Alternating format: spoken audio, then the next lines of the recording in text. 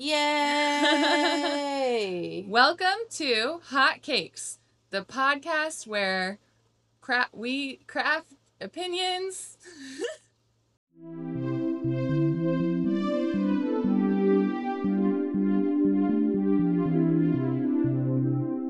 Craft opinions nobody asked for, but everybody needs. Yeah. Welcome. We're operating. We're our best selves right now. Today has been a fun day. A lot has happened, and it's not even noon. Yeah, it's not even 11. It's lived 1,000 lives. It's so early in the morning, and so much has happened. I'm Jules from Juliette Pécaut Designs. I'm Sara from Boston Fiber Company. Tell me, what are you knitting? What am I knitting? So I am knitting another sample of my Florafetti vest. Fun. Florafetti slipover that was published in Making Stories last year, I believe. Nice. I'm knitting another sample in my own yarn. This is my DK, my Highland DK. Ooh. And I'm doing it. It's really boring right now because it's just the undyed white. Touch it? Yeah. Ooh. But it's going to have, it has little embroidered flowers all over it. And I'm going to do that in all my naturally dyed yarns. Yeah. What are you knitting? I am working on the Rumble Raglan. I am doing short rows right now, so We'll see how this goes. I probably won't knit for big chunks of this. Also, full disclosure, I did knit while stoned in bed last night, and this is the state of it. It's so tangled. It's not so that bad. Messy. There are worse. I've had worse.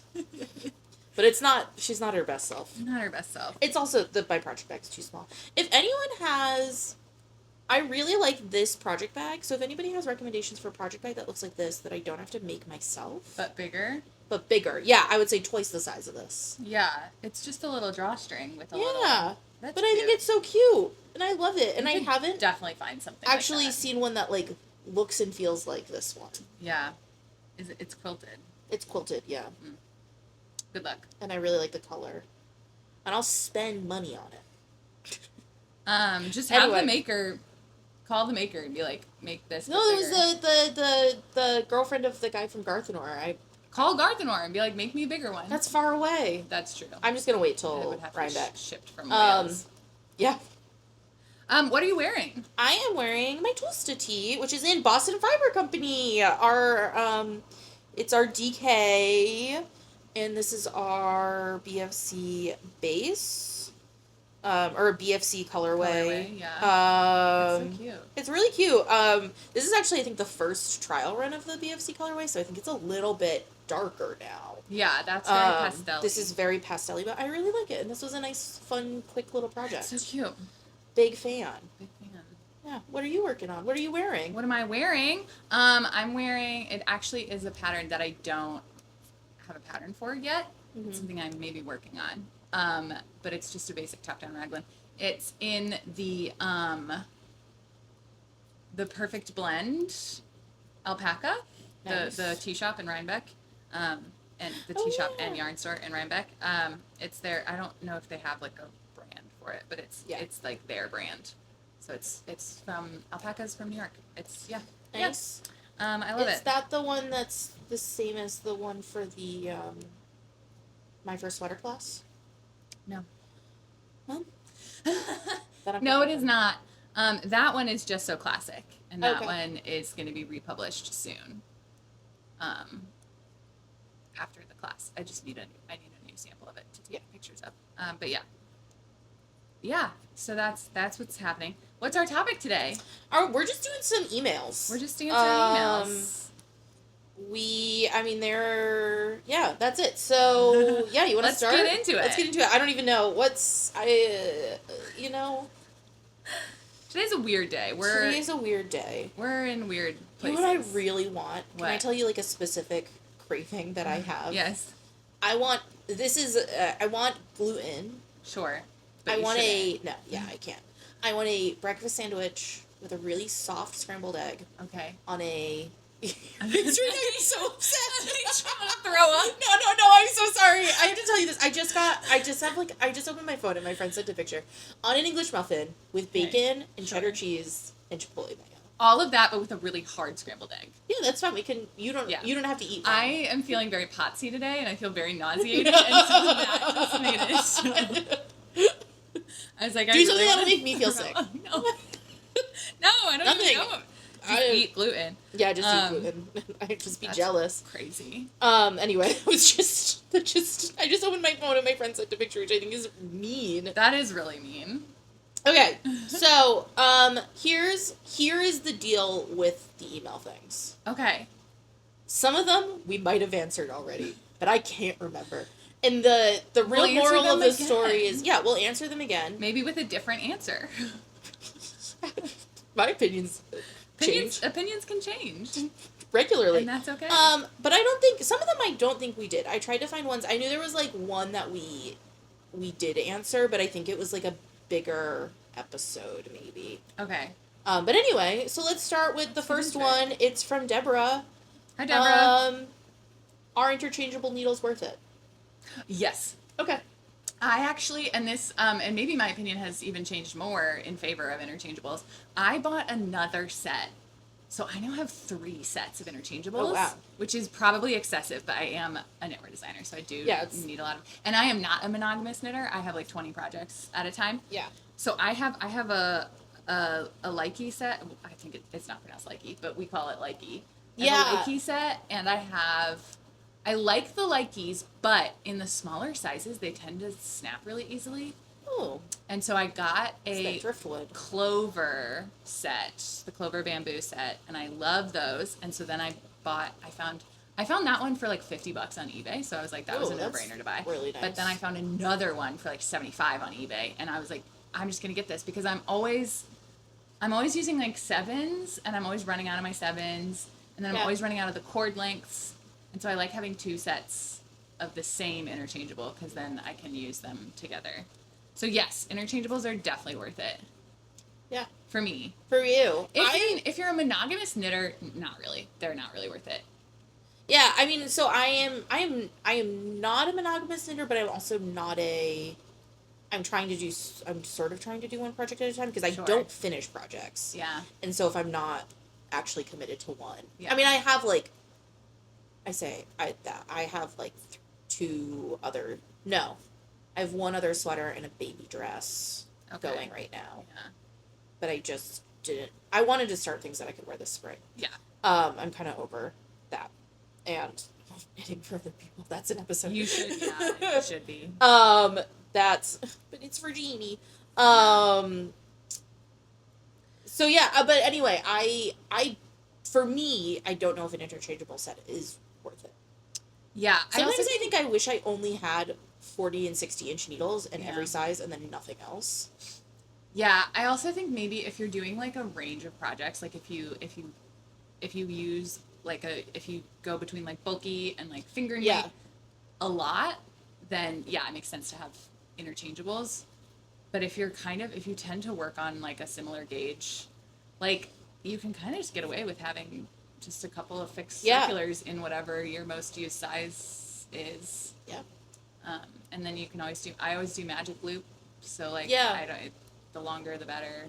I haven't used that many interchangeable needles, but I had one bad experience, and which is just like, I had like literally they were like my mom's old needles that I think she got from my grandma that were interchangeable. Mm-hmm. So like, they were probably just broken. But I had a bad experience, and I think that it has. I do think you have to get good ones. Yeah. Because if the join is not good, it can really mess up your knitting. Those were... I had a student... Not ones we sell here. I had a student whose needle came undone in the middle of class, and we had to scramble to pick up all the stitches. So that was kind of scary. So yeah, I think they are worth it, but maybe not for everybody. It depends on what kind of projects you do. Yeah, that makes sense. But I think they're not like a must. I would never say like you can need to have them. You can get by without them. Yeah. And we have a lot of sets right now in the store, so plug buy needles, but buy needles. Do whatever you want. Okay, so let's move on to the next one. This is from Rachel. I'm not reading last names. Don't read last Right? names. Okay. Hi, this Rachel. is like different. Hi, Rachel. Okay. So, I'm going to read the whole email. It's it's not long. It's actually very short, but I'm going to read it. So, hi, Jules and Sarah. Here's my silly hot take and a heated debate topic amongst my friends and family. It is fundamentally good to wear socks to bed. I am pro sock in bed, wool in the winter, and cotton in the summer. It is scientifically proven to help regulate blood flow and help you sleep deeper. And yet, I am a minority amongst my people. My friends mock me. Occasionally, they bring it up in public, and I'm ridiculed by randos who can't. I'm gonna ridicule you, but I know that I'm wrong. By randos who can't conceptualize how good it feels to fall asleep with warm feet. Okay, I might be overreacting a little, but seriously, socks in bed is how it's supposed to be. What are your thoughts? I fully agree, except I don't agree that you should wear cotton socks in the summer because I hate cotton. But I maybe don't agree that I don't wear socks to bed in the summer. But I love wearing wool socks to bed in the winter and fall and spring. It helps regulate. I also I will very occasionally wear compression socks to bed. Yeah. If I'm feeling like if I have a weird blood clot stuff going on. That's nice. But that does stress me out because I wake up and I feel like I can't breathe. But but no, wool socks in the winter. Yeah, you gotta wear wool socks to bed. Favorite feeling in the world, like I think one of the most delicious feelings is to get into bed with my socks on. Yeah. Under my covers and I'm all cozied up, even in the summer. Yeah. And then I take them off. Yeah.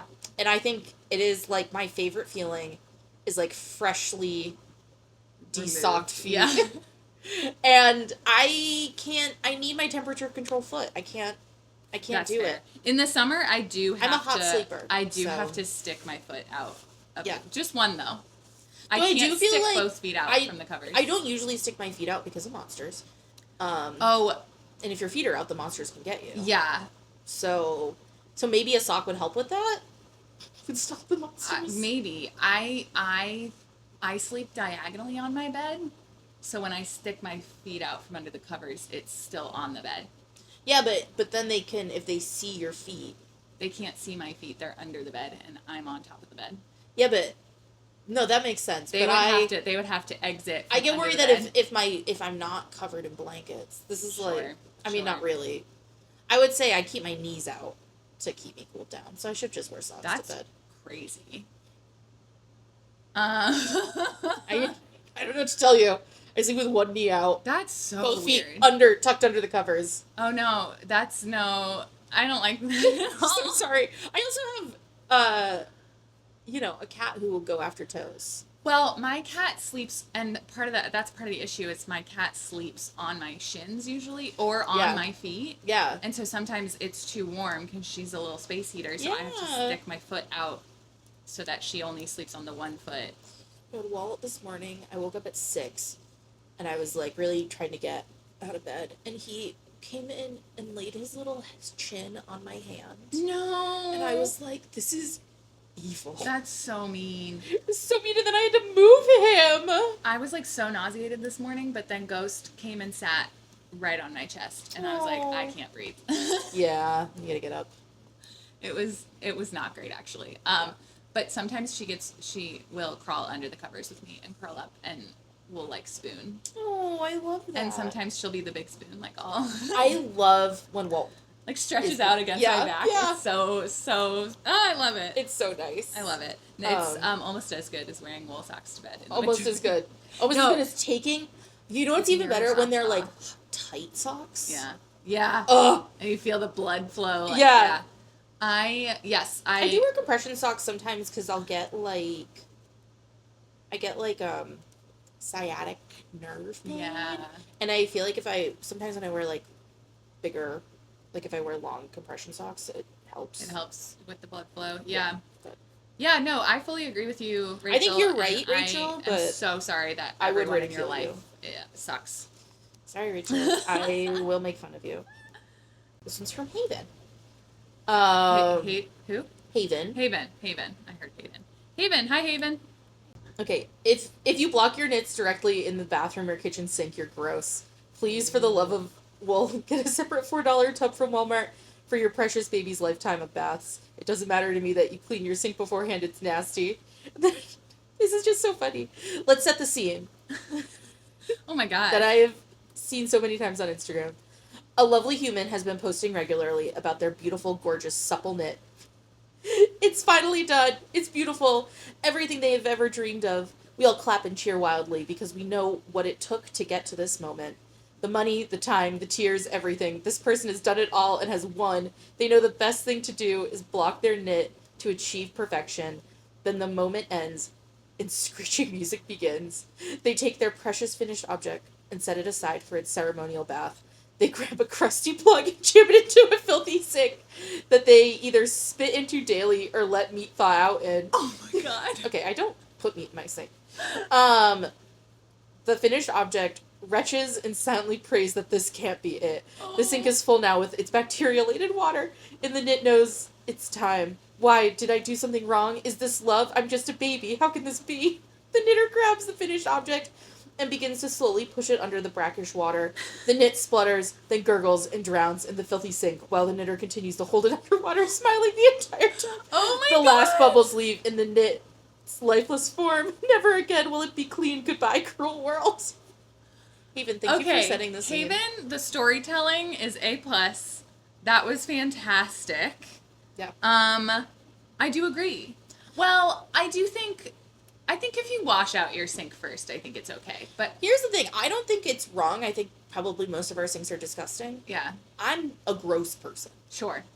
I guess I often don't wet block my stuff. Oh my god. Well, I mean, like, I wet block it, but I don't soak it. Like, fully. Yeah. Okay. I usually stretch it and then mist it. Okay. That's also valid. I do have buckets. I have several buckets, actually, because I use them for dyeing. And so I have, but I have one bucket that I only put undyed yarn in so that it doesn't change color. Like, it doesn't get stained. So that's my clean bucket. And that's the one I use for blocking. Yeah, because I don't want like weird like toothpaste on my sweater. I only block things sometimes in the sink. Like, my Fattesta, I will put in the sink because it's so big. It's so big, and I think I want to stretch it more, and the color bled so much onto my hands that I want to give it like a little wash. Yeah. And I probably won't do it in a bucket. I'll probably do it in my sink. Just get a bucket. It's so much. I just like it too because then you could do it's it in the tub too. Contained. I guess. Yeah. My body goes in there. It's probably pretty gross too. I would get a bucket and put it in your tub. Yeah. I have buckets. No, I agree. I do think. I mean, if you're using like non-superwash wool, it is naturally antimicrobial, so like I wouldn't be too worried about it. But I personally use a bucket. So I agree with you, right. Haven. I think you should use a bucket. I just have a bunch of buckets from like Michael's that cost whatever. Yeah, I mean I have some from like Home Depot. Yeah, for painting. Well, don't use a paint bucket. Well, it doesn't have paint in it. Okay. It's clean. Okay. I mean, I wouldn't put it in with like. Don't put it in with a bunch of paint. A bunch of blue paint from the walls. Oh my gosh. So this is from Corey. Hi, Corey. Corey, who I adore, who comes to Sip and Stitch and Coffee and Crafts, and those are my favorite people. I mean, whatever. Anybody who shops at the store is my favorite people. We love you all equally. Yeah, I mean, and also everybody else. You're wonderful. But I rank you. But we really like Corey. Yeah, I love Corey. Okay, so, hi Sarah and Jules. I started crocheting in 2023 as my New Year's resolution, which is wild. Corey has only been crocheting for 3 years, and she's like really good. Oh, nice, good job. Yeah, she makes really cute stuff. And I have joined a variety of craft circles in order to meet other fiber people. My hot take is that it's a bit jarring how many people don't seem to regularly wear the garments they've made. I definitely love the process of crochet and even knitting, which I've started to try, but I don't understand spending so much time and money to make something and then not wear it. Spending so much time and money and then not wearing it. It almost seems comparable to buying a bunch of fast fashion clothes and then only wearing them once or twice. I actually stopped watching a couple of crochet YouTubers because I didn't ever see them wearing their creations in videos. I think we did already talk about this a little bit. Did we? But I want to revisit it because I think, actually, I think we could do a whole episode sort of about this topic because we were talking earlier before we hit record about knitters wearing their pieces. Yes. Or crocheters. Sorry, Corey, I keep saying knitters. Crafters. Crafters wearing their creations because I do think, and I can't remember exactly what I said last time about it, but I think there are some sort of like fast fashion-y vibes in the crafting world. Yes. Where people are like, let me like get out as many sweaters as I can, and then it's like, but you can't wear that many sweaters. So that's kind of, I don't love that. Of course, it's obviously on a different scale because like you're right. It's going to take you a lot longer to make a sweater. It's not fast fashion, but it can kind of sometimes have those vibes of like produce. Yeah. But yeah, I think like for me, I can name all of the sweaters that I don't wear, and it's because of like a specific thing that went wrong with them. And for most of them, I actually intend to fix them when I have the time, which of course, when will I ever have time? Yeah. But I definitely if I make something and then I don't end up using it, it's like the worst thing that's ever happened to me. Yeah. So that's interesting that so many people are like content to just like make things and not use them. I also think because there's a difference between being like a process maker and a product maker. Yeah. And I'm definitely a product maker. Like I want the finished object. Yeah. So I choose my projects based on that. But I think a lot of people are process makers. Yeah. So they choose the pattern. I think I'm more process than I am product. Well, and that's why you don't have many knits for yourself because you're always knitting for other people. Well, and I think sometimes, like, for me, I will often see something that I want to make. Yeah. And I want to make it more than I actually wear it. Yeah. And there are often, I feel like I've had to learn to, I'm sort of trying to, like, be more intentional about what I make because, like, I made halibut sweater, which I loved to make. Yeah. I gave it to my sister. I've worn it once. And I've seen her wear it and she looks several great times. in it. It didn't look as good. It didn't look as good on me as it looks on her. Yeah. So, like, that was really nice. But, like, I made a whole sweater and now I don't wear it. That's just hard. I think it's hard. And I think, for me, it's sad when the product doesn't get any use at all. Yeah. I think if you give it to someone, that's great. Or if you're making it for someone else, that's great. Or if it also like. But yeah, when it's just like sitting. I mean, I have a few things. It's just like hiding in the back of your closet. Yeah. That's so sad. I also think sometimes things are just. I have a scarf that I made it out of like the scratchiest wool. It feels horrible. Yeah. Next to your skin, even knitting with it was awful. Yeah. But it's so pretty. So I just hung it in my room. It's like decor now. Oh, that's nice. And I mean, I have a few I like see it every morning that just like sit in my house. Honestly, I think shawls. I like the way because like you can see like this is a shawl. They're kind of used as like decor. Yeah, like drape it over a chair or a couch or like hang it on the wall. I love that. Yeah. I think it's just sad when it's like in a pile in the back of your closet and nobody ever sees it and you never wear it and you don't get any like joy out of it. That is when I'm like, that's sad. Yeah, like, I wish people. Oh, I also think I wish people, and maybe this is a problem with not understanding whether you are a process or a product maker. Yeah. And also with, I think people just need to be a lot more intentional about what they wear. Yes. How they wear their knits and like choosing what to knit based on that. If you want a wearable, like if that's what you're doing, wardrobe, if that's your goal, you got to be like really intentional about like, okay, what do I actually wear? How do I wear it? Like the halibut sweater, I have one circular yoke sweater and it's giant and that was its purpose. Yeah. Because circular yoke sweaters do not work very well with my body. I mean, it was just, and so I don't wear them because practically I'm like, well, if I lift my arm up, the whole sweater, it's just sort of you know? Yeah. And so I think you just have to think about how you wear things. Yeah. Well, and a lot of that comes with experience. You just have Yes. to try it out and see what works. I mean, I think there's like a little bit too. I think this will be a larger topic. We kind of touched on it today. Is like styling your knits is like another skill. Yes. Yeah. Like styling is a different skill. Yes, absolutely. And not to brag, but somebody did compliment my outfit on the tee today. That's like really nice. So I do think I'm probably an expert. I think you are. I think you style things really well. It made my day. I was having such a rough That is day. really nice. I fell in a snowbank and then somebody said, "I love your outfit." I was like, "Oh, thank you." You're like, and thank you. It protected me from the snow.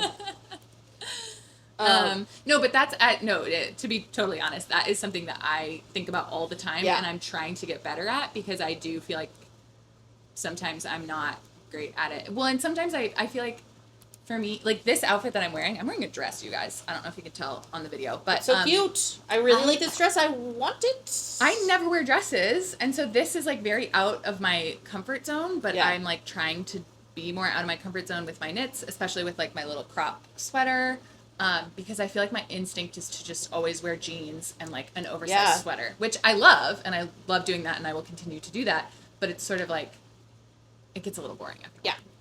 I also, I mean, I think, like, even in shopping for regular clothes, I feel like shopping for regular clothes, for a while, I've been pretty intentional about, like, picking something that I can wear with other stuff. Yeah. Because I am definitely, like, if I see, like, a shirt that's crazy, like, I saw this shirt, I wanted it so bad. It had little, like, leopards. It was hot pink, button down. It was so cute, and it had, like, little leopards all over it. And then I was, like, realistically... You can't wear that with I can't wear it that much, and I was like, I have to, like, know that I have an outfit at home. Yeah. Planned. And that's kind of, I would say, honestly, like, only in the last, like, year or so has kind of seeped into my knitting. So now, like, this, I already have an outfit planned. Yeah. And I'm going to wear it when we're in H&H. And you specifically chose the yarns. Yes. Because, like, it's a low contrast color work. Even though... the sample in the photos, it's like very high contrast color work. Yeah, I'm going low contrast. Because you know you'll wear it. Yes. Yeah. And, like, I'm planning, I know I'm going to wear it with black pants. Yeah. I'm going to wear it with black shoes. Yeah. Yeah. Yeah. what I'm knitting right now is something I never intend to wear. But because it's my own naturally dyed yarn, it's going to be a sample for my... nice. For my... Well, I feel like, so, like, that's, like, also different, right? Right. Like, so it has a use. Yeah. I'm not going to wear it. Yeah. But it'll be a sample, and it'll hang in my booth, and it'll be pretty. I think that my main feeling that, like, I think that you shouldn't do is, like, if you're buying crappy yarn, if you're buying, like, plastic to just make a bunch of stuff and then, like, never do anything with it. Yeah, I don't love that. It's like... Why? Just don't. Just don't do it. Just don't. Just spend the money for the nicer materials that you'll actually enjoy. And, like, make something that you'll like. Yeah. Just don't. But I also feel like there's so much, like, you have to learn so much about yourself to be able to do any of that. It's a lot. It takes a lot of time and experience and just trial and error, I think, to learn all that. I did do a workshop in a summit recently, back in November, on outfit formulas and, like, how to use outfit formulas in your making journey. It was specifically a knitting summit, I believe, so it was, like, mostly geared towards knitters. Yeah. But it works for it works for sewing, crochet, whatever. And yeah, I think it took me a very long time to get to that point, and I'm still like working on outfit formulas and figuring it's also out like, as like a plus size person, I think sometimes harder to figure out those formulas because a lot of those formulas are written for like straight size people and like tiny straight size people. No, but you got to make your own formulas. That's what my presentation is about. But I feel like sometimes like it's hard to get to the point. Sure. Right? Like to get to the point where you're going to create your own formula, you're still like you still have to like kind of have an idea and like be on like Pinterest and like Instagram. So like I follow a lot of people who are like plus size stylists. Yes. Who like talk about it. And like specifically queer stylists too, because that's like also a factor. I want to look gay. that's my main goal in any outfit. Total side note, I was walking home from recording one day. Yeah. And I was stopped by a guy who was trying to raise money for the ACLU, which I was like, I love that. But his like hook to like reel me in was, do you care about LGBTQ rights? And I was like, and we talked for a little while, and then he was like, what made you stop and talk to me today? And I was like, well, I love the ACLU, so like, yeah, I was going to talk to you, but I wanted to be like, what made you like clock me as queer? Yeah. But like, actually, I hate gay people. I was like, what about like, is it my outfit? Like what? Because it was winter, so I was wearing my like LL Bean jacket like that everybody owns. But I was just like so pleased. I was like, yes, I do care about LGBT. I do care about my community. Thank you. Is it the septum piercing? Is that what did it? But yeah, no, I hear you. I hear you. Yeah, you want to identify yourself with the Speaking clothing of, you did you wear. notice I got a haircut? Oh my gosh, your haircut looks so good. Thank you. I did notice that, and Thank then you. forgot Got it cut yesterday. mention it because of who I am as a person. And that's okay. I complained about myself and then finally asked you how you were feeling, and you, I'm fine. No, nobody's fine today. My only body pain is self-inflicted. Yeah, I mean, technically, I could have avoided falling in a snowbank. Yeah, but that's different. I purposefully went to a workout class and maybe worked out too hard. But yeah, that's a very good point. Thank you. Was that Corey? That was Corey. Thanks for Thank that, you, Corey. That's a good one. Where are yeah, you and next? I also Where are feel you like next? if you're a YouTuber and telling people what to make and how to wear it, then like you should walk. Wear your fucking knits. Yeah, you should walk the walk if you're gonna do that. Yeah. If you're gonna talk the talk, walk the walk. Yeah. I will also say that a lot of these are from like last spring. Oh, sorry. So, and this one's about cotton yarn, and this one is this is really nice. AE. Sorry, it says AE at the end, so I probably shouldn't have said your full government name. If that's we'll bleep that out. Hi AE. Hi AE. Okay, so hello. I love y'all's store and podcast. Thank you. My hot take is that cotton yarn needs to be more advertised. As someone who can't tolerate wool and has a preference for cotton, there needs to be more. I want to see more pattern designers and knitfluencers making clothing, cute clothing specifically, with cotton yarn. I agree. I think I'm looking right now at the BFC just got a ton of yarn in this week, and I'm looking at a whole wall of That's cotton. A lot of cotton. And that cotton is good. That's the Blue Sky. The organic cotton. The organic cotton worsted, which is actually a really, really nice. It's great for garments. Yeah. Because it's not heavy. That's what I did my halibut in, which I had to size down because it knits like an errant. Yeah. Oh yeah. It's very puffy. But I think part of that is wearing like cute clothes. You can't use the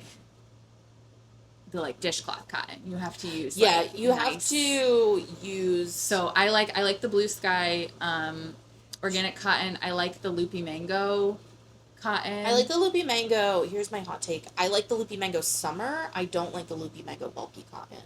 I've never used the bulky cotton, but I like the worsted. It's really heavy. Okay, yeah. I had like a sweater made and I ended up giving it away. Yeah. So the problem with cotton is because it behaves so much differently than wool. I imagine designing is harder, and you have to you don't have to, but it helps to use patterns specifically designed for cotton. Which is why I kind of like the the summer and the Blue Sky, because you can kind of use it in place of wool in a lot of patterns. I really like one of my other favorite, because I have like a wool sensitivity. I mean, I have a full wool sensitivity. Yeah. I just deny it. Like I'm itchy right now. Oh my god. And just on my neck, whatever. Okay. I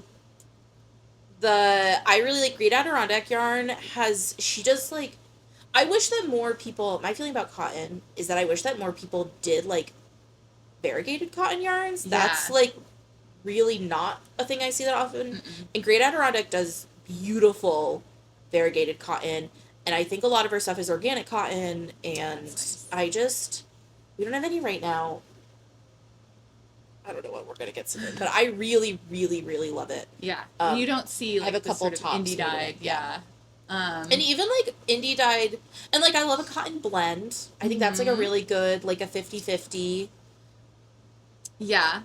Like the sweater. The sweater, or I like a linen cotton blend. I like a linen cotton for blend. Summer, for little tank tops and stuff, little t-shirts. I do. Yes, I agree that and I feel bad because as a designer, I don't really work with cotton much, but that's because it's not really my specialty. Yeah. And the one time I did design something in cotton, it was like horrible, and I ended up taking it down because I hated it. Yeah. So I do think, I think we need to maybe highlight some designers who are better at designing for plant fibers, because they do just behave so much differently than wool. Yes. And, like, I usually use cotton for, like, tank tops, t-shirts. Yeah. I will say it's more annoying to knit with. I find it's rougher on your hands. I feel like it dries and it out. doesn't, it doesn't have the elasticity. Yeah, so, like, it feels like a little bit more, like, I'm knitting a baby dress right now, or toddler dress, and that I'm doing in a cotton. And that's, I forget, is it, like, Rosario's baby? They have a cotton? I feel like yes. Oh, okay. I don't know. It's like a self-striping. It's very cute. Okay. I got it in Ireland, so I okay. don't really remember. But that's what I should have brought to work on today because it's like literally I'm just knitting in the round. But it is a lot harder to knit with. Yeah. And like I dropped a stitch in it and it like was disappeared. Yeah. Yeah. It was a lot harder to pick up. Yeah. It can be a harder fiber to work with. So I do think. So do a lot of like silk. I mean, we do a lot of, I would say like here, I always try to have a lot of non-wool options. Right. Just because like people do have sensitivities. Yeah. Especially as we move into spring. Well, I was gonna say we just got a bunch of cotton in because we're going into springtime. Yeah.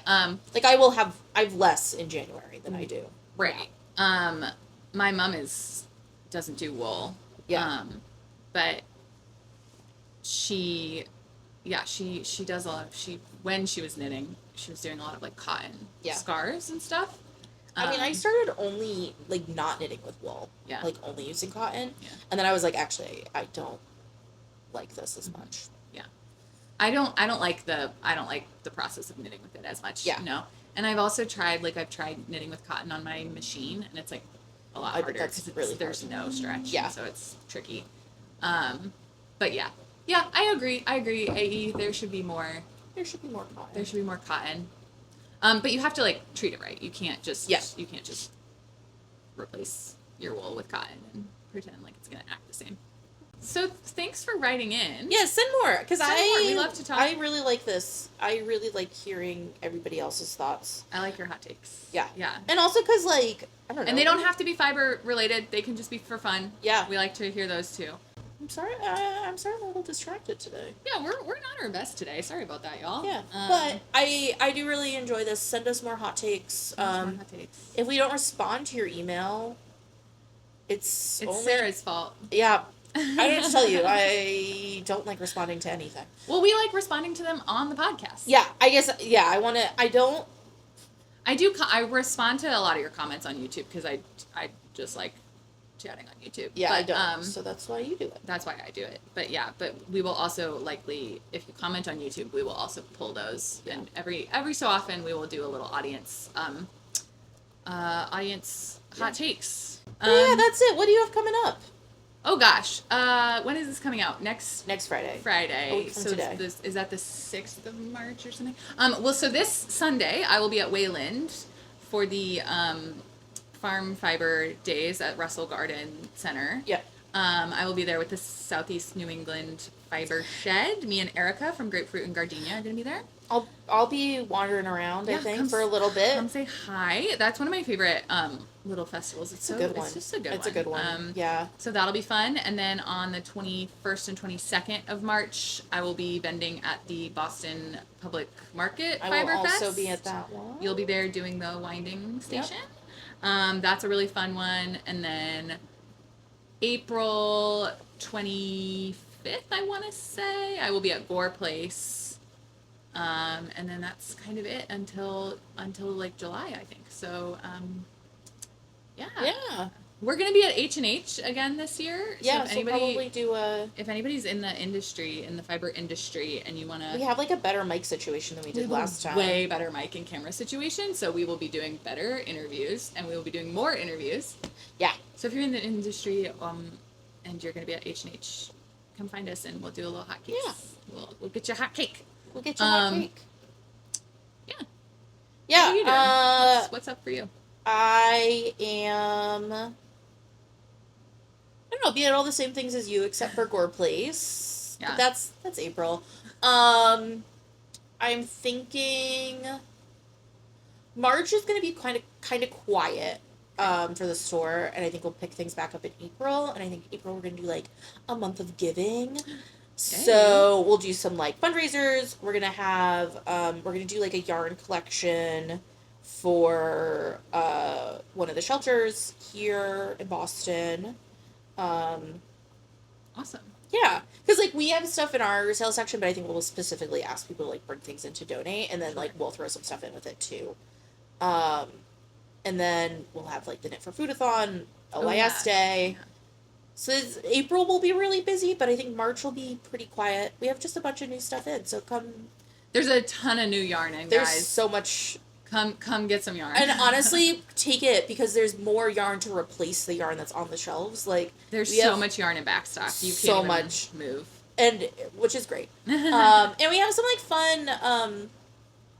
Yeah, I don't know. I don't know what else is happening. There's no pop-ups, no trunk shows. We have some fun stuff from Cozy Craft Collective. We have a little bit, like a selection of like sock yarn, worsted weight yarn, and DK yarn. They have some cute stuff. So if you want some like local, because a lot of our local stuff is just in like fingering DK. Yeah. But we have stuff from them that's worsted, which I'm very excited about. And honestly, that's it. By the time this is out, our big sale will be done. R.I.P. Big sale. That's fine. That is also all getting donated. That was fun. Whatever's left, yeah. That was a fun one. That was a fun one. Nobody bought anything until it was 75% off, but then they cleared it, which I loved. And we'll do this big sale again, at least in a year. Yeah. But maybe in July. Whoa. Yeah. Yeah. And that's it. I don't know, there's not that much. Come by and say hi to me. Come by and say hi. Yeah. We'll also have in April a new, our new dyer will have started. Yes. We'll have a new collection. Oh, in April, we're going to have a little mini knit-along for a pair of socks for the marathon. Oh my god, yeah, I forgot. I'm going to design a pair of socks using Dirty Water Dye Works. Yeah. In marathon colors. Yep. And you can come in and get a little kit, and then you can knit some cute little socks. And it'll be very chill. For the Boston Marathon. I think like I'll do some more Instagram knit-alongs too. Yeah. The Finish It February one is Crazy Town. I finally finished something that I've been working on since 2024. I feel like there's so many, it's been really nice. I've been kind of lurking in it. I don't really comment in it. But I go through and read everybody's stuff. Yeah. It's just been like really fun. Yeah. I love seeing everything. Yeah. So like follow us on Instagram for more of that type of stuff. We'll also be getting an Instagram at some point for this show. Definitely. It's gonna happen. I need to figure out how to edit into clips. That's the only thing. I have a new software, so I have to figure that out. So I'll get on that, and then we'll have little cute clips of podcasts on Instagram, and you can follow Hotcakes when that happens. Yeah. Yeah, and you can join both of our mailing lists. Yes. You can. Fair warning, you get an email from us all the time, so I understand. But it doesn't even feel aggressive. That's nice. I did get an email the other day that was like, you send an email every day. Okay, and I was like, unsubscribe. That's what I said. I was like, it's okay, just unsubscribe. I don't care. You can unsubscribe, or you can also just like, I just like to scroll real quick through it. Yeah. And just look at the pictures. Also, like, it's not that much. It's really not that much. It doesn't feel aggressive. And I get emails from people that do feel aggressive, like daily emails from people, or even like weekly emails. But it's when they're the like salesy, like they're not those sort of like they're a little bit like they're trying to trick you into buying stuff. You're not trying to trick people. You're just like all my trick ones are automations, so I don't even send those. Well, they're not even tricks. They're just like, we have yarn. Come buy it. Yeah. Also, I write every email, so if you don't like it, you don't like me. That makes me really sad. I write all of my emails too. Yeah. And I didn't send one today. Oops, sorry about that. I don't know what to tell you. There will be one next week. You have to like queue up some emails for the week because I'm going away this weekend. Okay. But yeah, follow us on Instagram. Yeah. Subscribe to our mailing lists. Donate on Ko-fi if you're enjoying the show. And yeah, and keep being great people. We love you. Love you so much. Uh, Okay, bye, babies. Bye. Bye. Mwah, mwah, mwah.